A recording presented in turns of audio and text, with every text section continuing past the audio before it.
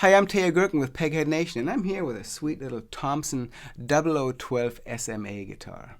This is a slightly customized version of Thompson's standard 0012 fret design, which is of course based on the standard vintage 12 fret 00, sort of the pre-war design that you would expect, with all the dimensions and features that are sort of typical of that type of guitar.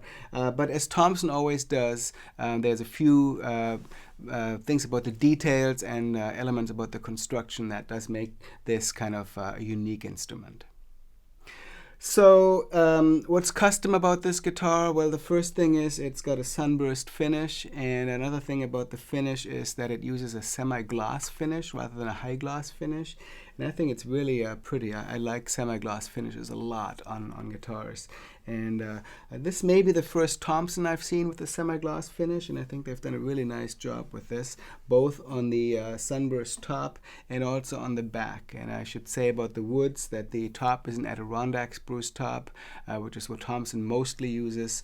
The back is sinker mahogany, and sinker mahogany, of course, is a type of wood that's where the logs have been submerged for some time, usually in a river or sometimes a swamp of some kind if it's down from Central America.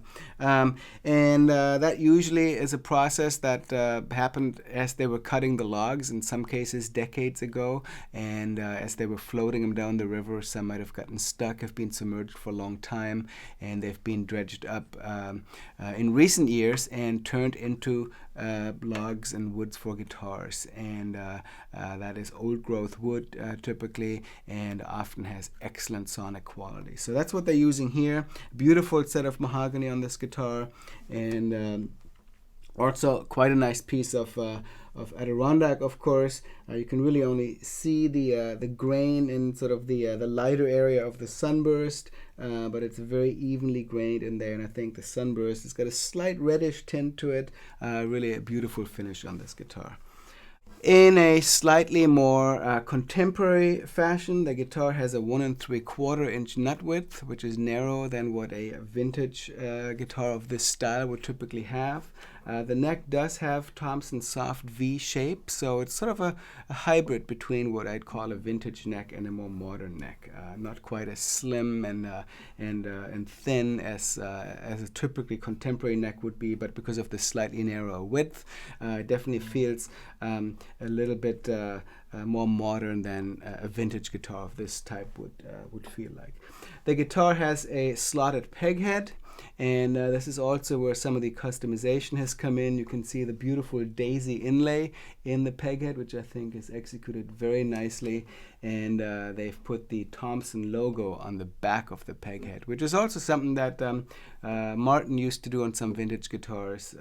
So logo on the back of the peg head is not a new idea, but again, I think this is the first Thompson where I've seen this implemented.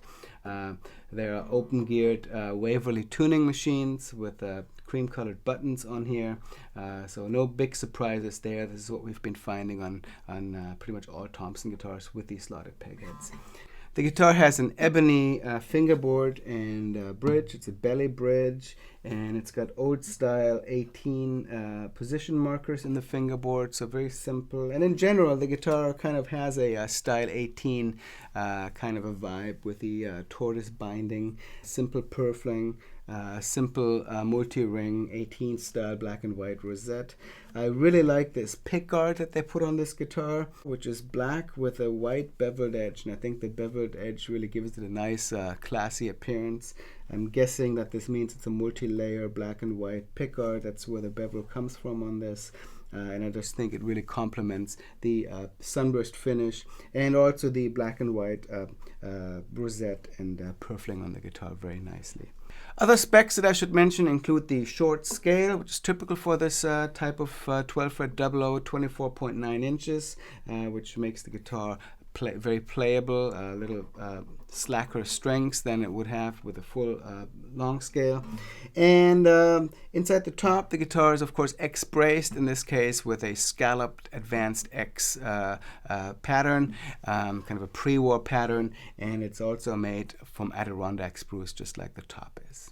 The string spacing at the saddle is 2 5/16, so just like the nut width and the overall neck dimensions, slightly narrower than some vintage examples would be, but a little bit more roomy than most contemporary guitars. 12-fret double O's are very popular guitars with fingerstyle players, particularly for more traditional picking styles, and you heard what the guitar sounds like played like that in the intro to this video when I was in drop D tuning.